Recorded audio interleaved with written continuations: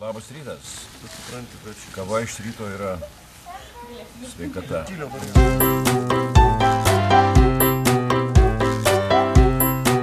Antrą dieną iš ryto lyg ir merkia toks nesustojantis lietutis.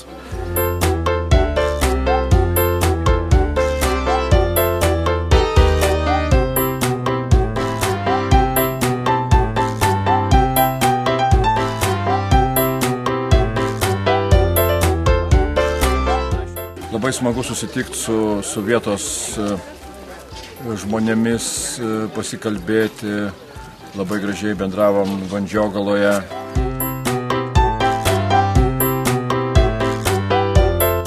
Ko gero, Babtuose vienas iš irgi šios dienos didžiausių įspūdžių tai Babtų muziejus ir Babtų bendruomenės dovana mum kelios didžiulės lėkštės puikiausių trešnių.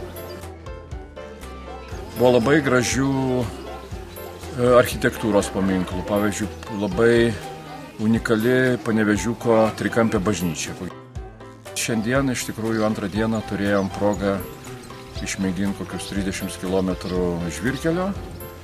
Žvyrkeliai Lietuvoje nėra aukščiausios kokybės, bet atlaikėm.